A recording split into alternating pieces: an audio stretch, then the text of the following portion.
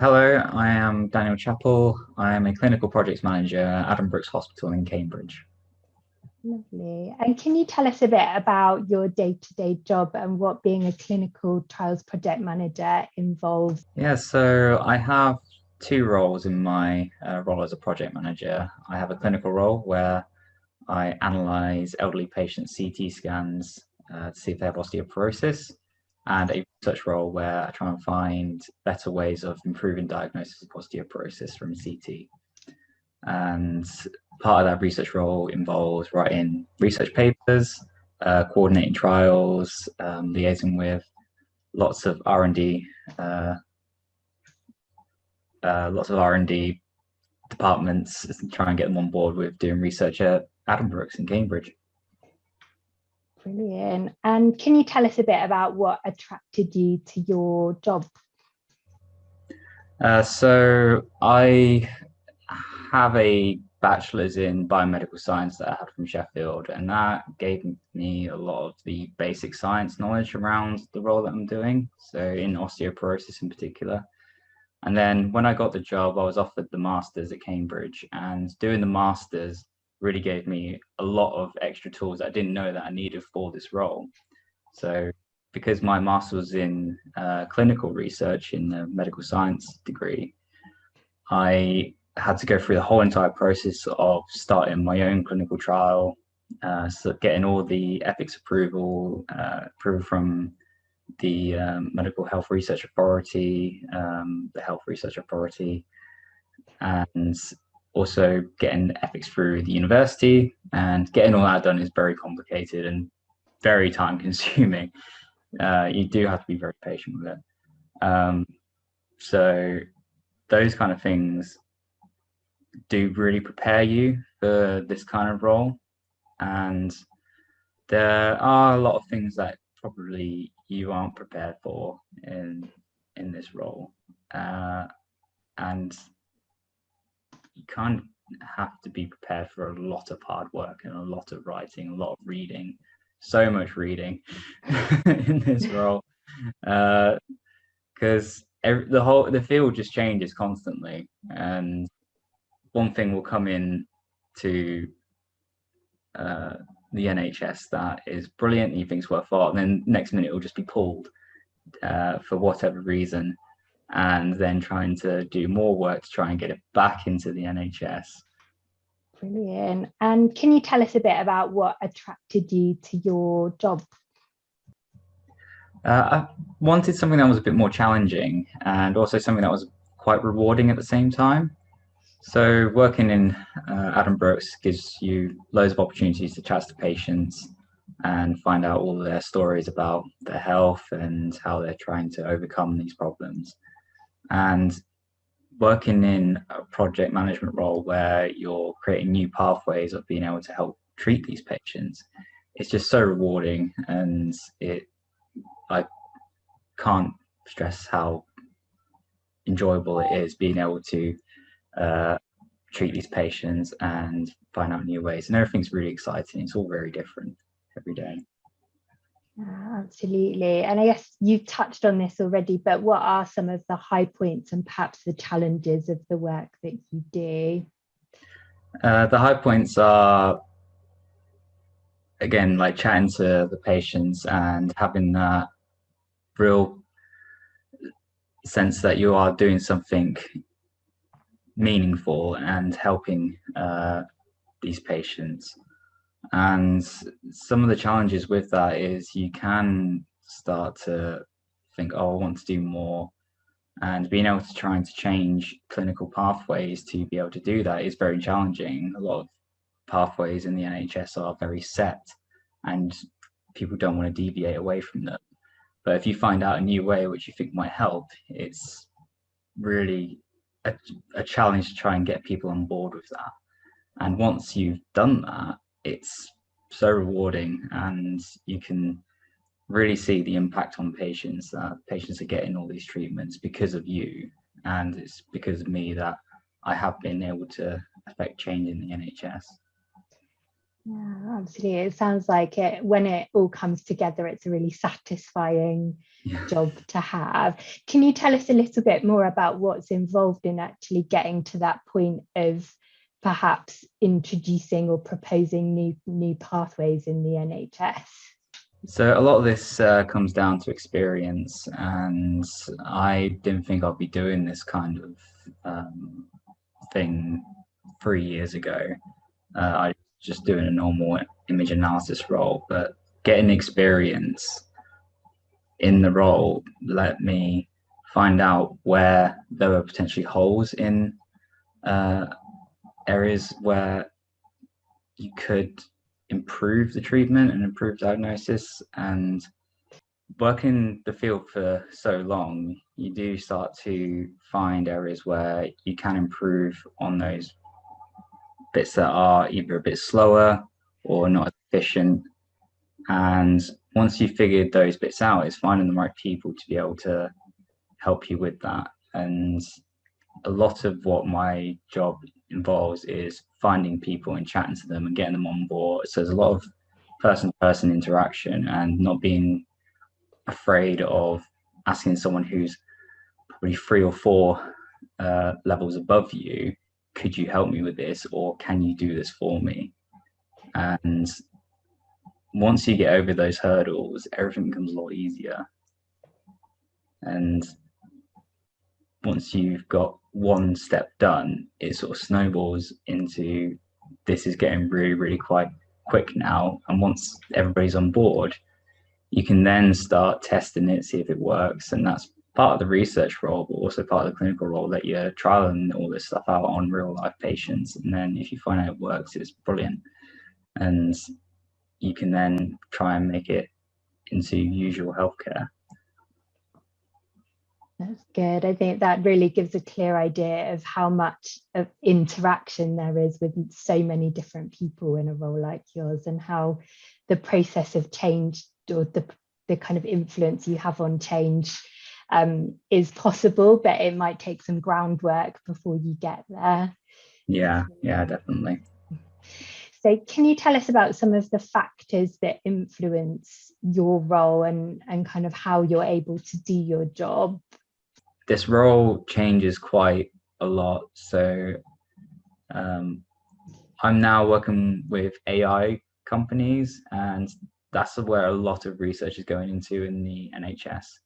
So be prepared to be working with a lot of commercial companies when it comes to working with the NHS, because there's a lot of companies that want to collaborate and they're very enthusiastic. So sometimes you have to be prepared to meet a lot of deadlines, but also not to be afraid to tell them to calm down. Because, of course, they're as excited as clinical research as everyone else. But sometimes you just say, calm down a bit, but we can get this done. And yeah, just a bit of patience is always good. Yeah, I guess in terms of kind of that development of AI and technology, how do you think that might change or shift your role moving into the future? And and are there any particular things that will become bigger or new considerations as that grows? So part of my role is finding and diagnosing vertebral fractures from CT scans. And there's quite a few AI companies now that are developing their own tools to do this for you. They're in early stages, but they're getting good. And it will be the point where it could be that these AI companies could take over part of your role, but they'll always rely on a bit of human input.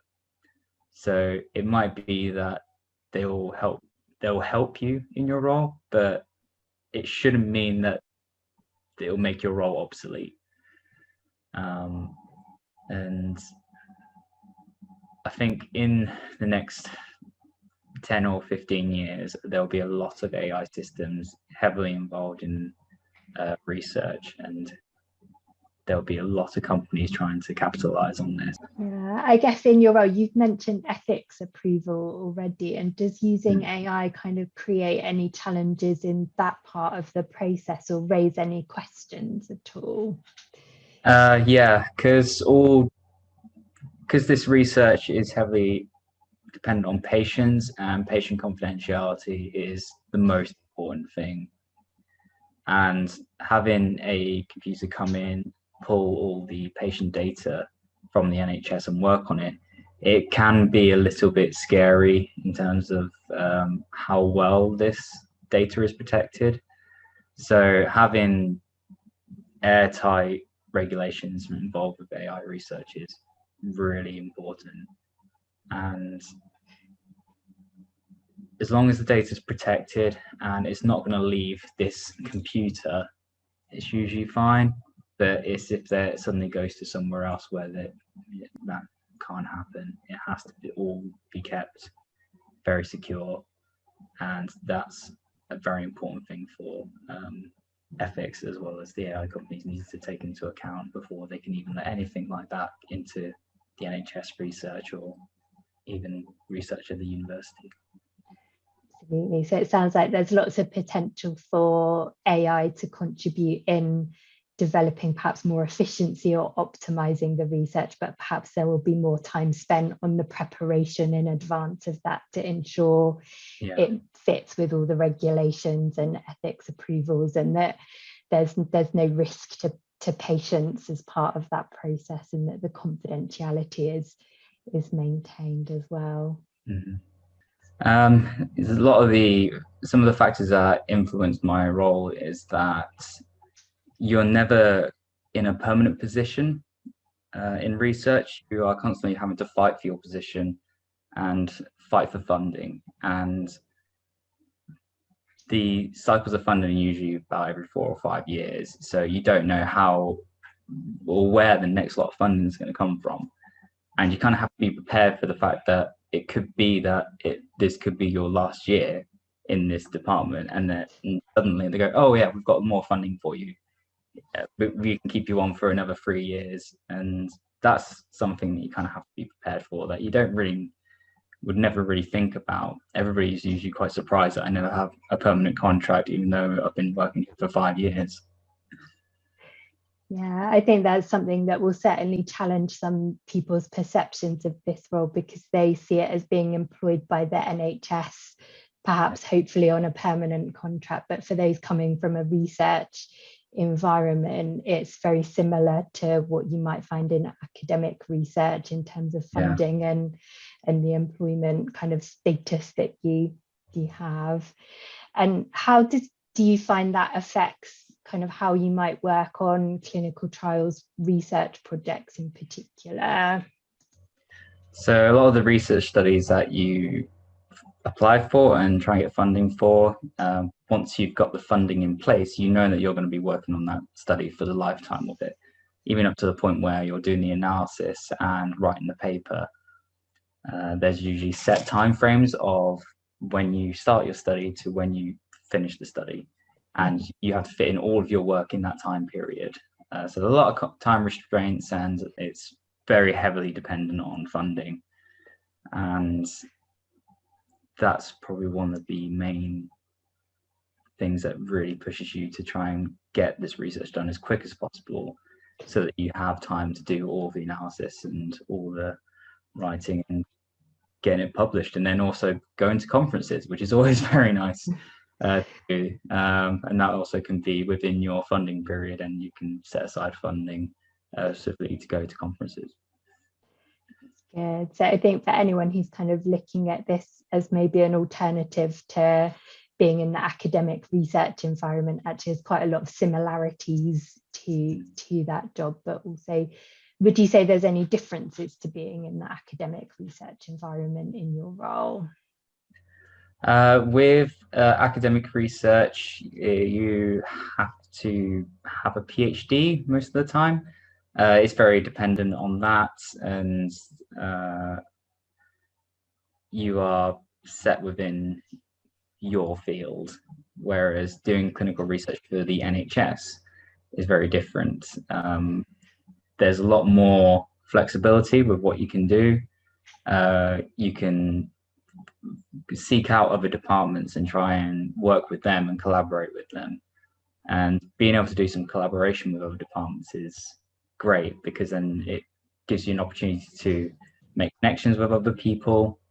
Whereas if you're purely academic, you are quite stuck within your field, not necessarily all the time. A lot of studies do require multiple inputs from different departments, but in clinical research, because you're going down a patient pathway, a patient might go down 3 different departments or 4 different departments just for one illness. And that gives you so many more opportunities to get into research into those sort of fields and those sort of areas if it interests you. Otherwise, you can just be very narrow of what you do in your research, and that's also absolutely fine. That's good. I think it's really interesting to help people listening to reflect on how it might fit with their interests and also their kind of what they're looking for, whether they want to focus on their niche in their field or get a kind of broad, or have opportunities to get that broader perspective, perhaps. Definitely. Yeah, so you can, if I went down the academic route, we're choosing a PhD, it's very specific the field that you go into. And once you've got a PhD, you tend to work in that field the rest of your career. It's very hard to deviate away from that. Whereas I did my master's in medical science, and that still gives me a broad opportunity to explore any kind of field that I really want to. So I currently work in rheumatology. However, I could go into oncology or neuroscience. There's a lot more variability in this. So if you're not really sure about what kind of career you want to go down, I would suggest doing some clinical research in the NHS, because you still have lots of doors open for you. And once you've got an idea about what PhD you want to do, then yeah, by all means, do a PhD in that area with the university. And then as long as you're happy in that field. Some really, really good advice. Thank you, Daniel. So can you tell us a bit about your path to your current role? So you've touched on doing your undergraduate degree and then the master's. So can you tell us a bit more about that path and what each kind of step gave you that helped you along the way to where you are now? Yeah, so I originally started a biomedical science degree in the University of Sheffield, and I left there with a good degree. I was kind of happy with it. I was worried that I wouldn't ever be able to get a master's from it, and some of the advice was quite negative, that it would be quite difficult to get into the master's, it's very competitive. So I left university feeling a bit, I don't really know what to do now. But I always loved the patient side of it. I shadowed a consultant in the University of Sheffield for 2 months and loved it. I thought it was absolutely fascinating. So then I thought I'll apply for a research analyst role in the metabolic bone unit at Addenbrooke's. And I got the job, luckily. And the part that I think got me the job was I mentioned a rare mutation that causes osteoporosis, and the interviewer, who is still my boss now, he was like, "Oh, that's amazing! I didn't know that you knew this. This is such like new research in this field." And we went completely off tangent on the interview, and started talking about that. The other 2 interviewers had no idea what we were talking about, but it went really well, and I got the job, and started working for Dr. Paul in the metabolic bone unit. And after a while of like doing a bit of image analysis and measuring hips and spines from CT scans, I just happened to mention on the off chance that, I'd like to do a master's at some point, just out of usual conversation. And then he was like, "Oh, why don't you do a master's here?" I was like, "At Cambridge?" And he was like, "Yeah, sure, why not?" And I was completely taken aback. I was like, "Yeah, definitely." And amazingly, he was so generous that he said, "Oh, you can do your master's here in the metabolic bone unit," and it was also really generously donated by Addenbrookes Charitable Trust to fund my master's. So I was able to keep my role as an image analyst whilst also doing a full-time master's alongside that. And that's all thanks to, well, university, obviously, as well as Addenbrookes Charitable Trust for funding that. And so, yeah, I started my MPhil in medical science in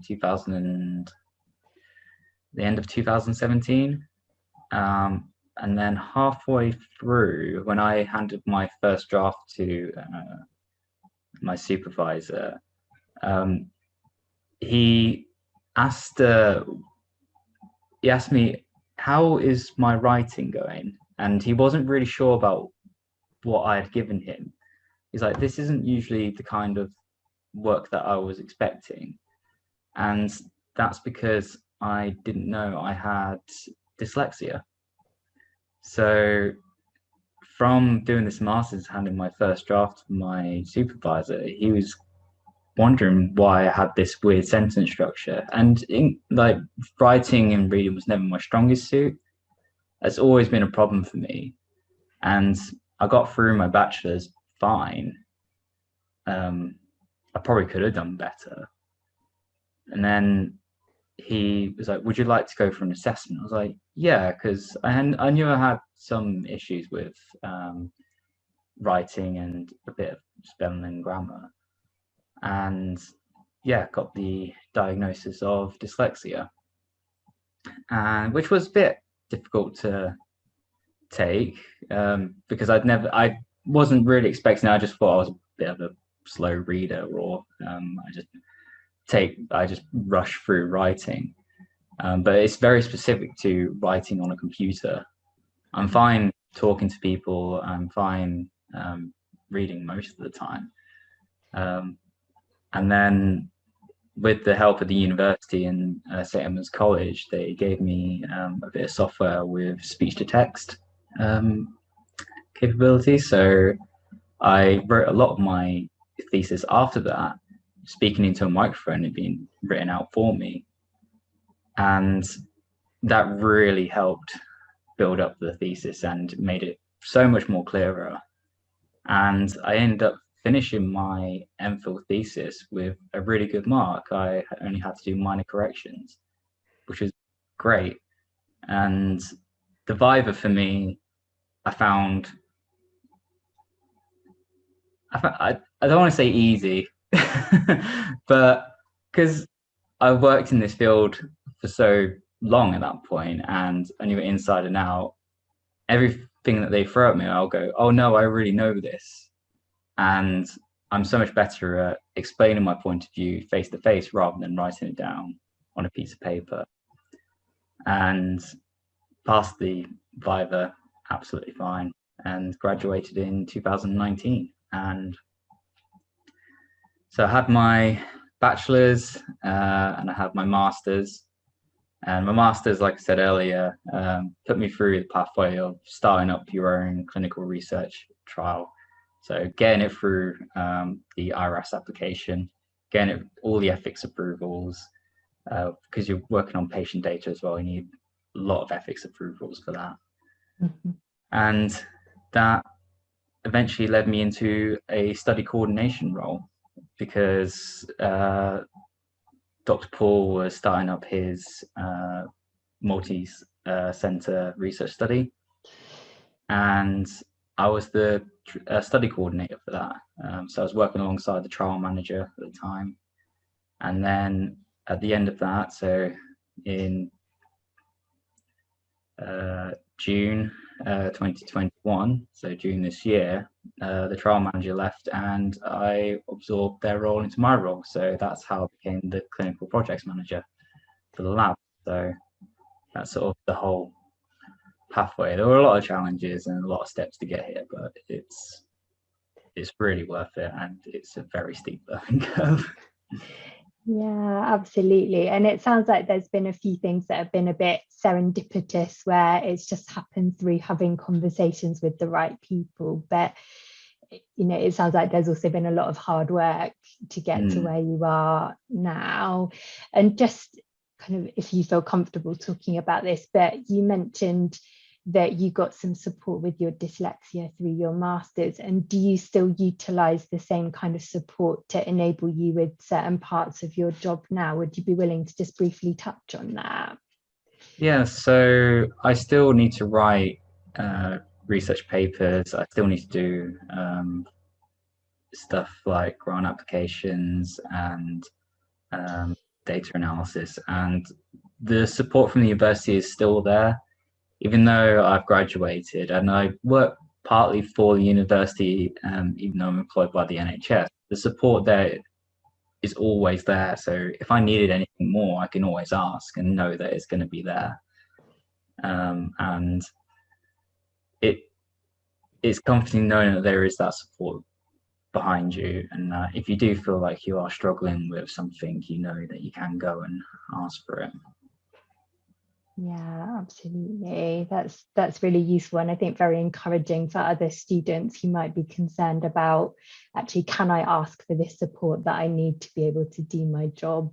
So moving on to kind of thinking about students who might be looking at this as a career path, are there any particular activities or things that you feel kind of really helped you to either explore this career path, or that you think for students trying to kind of build up experience or gain an insight might help them to explore this career a bit further? What I would do is I would ask to shadow someone in this position, and usually if you go and ask a consultant or a researcher at Cambridge or even Adam Brooks Hospital, they're very welcoming. And if people wanted to come and shadow me, I'll be like, of course, come and have a look. It's a really good field to work in, and I really want people to come and give it a go. And being able to go and shadow other people is a great way of getting a slight insight into the role. And it also might give you, you might even provide them with some ideas of what they could do. So I've had medical students come and do a little bit of work in the lab, and they've suggested something like, oh, I didn't think of that before. And that's really helped me. And then, of course, try and help them get to wherever they want to do. So a lot of medical students want to do a little bit of research and or do a little bit of paper writing. And yeah, it's really fun just to help them out with that. And so if you do want to get into this sort of role, try and do some shadowing of another researcher. There are some courses that you can do, but there's also lots of training that's available to Cambridge students on the website. So there's loads of free courses for students. There's some that are paid, but a lot of them are free. If it's just paper writing or helping with your thesis, and that will help you in a role like this. Yeah, so the courses that are often run either through our research and development team or through the university's kind of professional development Yeah, they're really courses. valuable. Yeah, Yeah, I it's still always use good. them now because they're great. That's a really good tip, and something that students can easily access to kind of support them and move forward as well. That's brilliant advice. And finally, what one piece of advice might you give a student or graduate who's looking to move into clinical trials work? Don't panic. It's a lot of work, and there are a lot of deadlines, and it can sometimes feel a bit overwhelming with the amount of work that you have to do. And you might worry that if you make a mistake, it could cause chaos. But honestly, just stay calm and relax, and also just ask for help. And if you ever just need anything, you feel any kind of pressure or stress, ask for help, and it will always be there, whether it be in the NHS or the university. There's always something there for you. That's really fantastic advice. I think not to sit and worry about things, but actually actively ask for some support, because someone will be able to point you in the right direction. Definitely. Yeah, there's always someone, always. Yeah, fantastic advice. And is there anything that you want to add about your role or advice for kind of current students or recent graduates that we haven't covered today?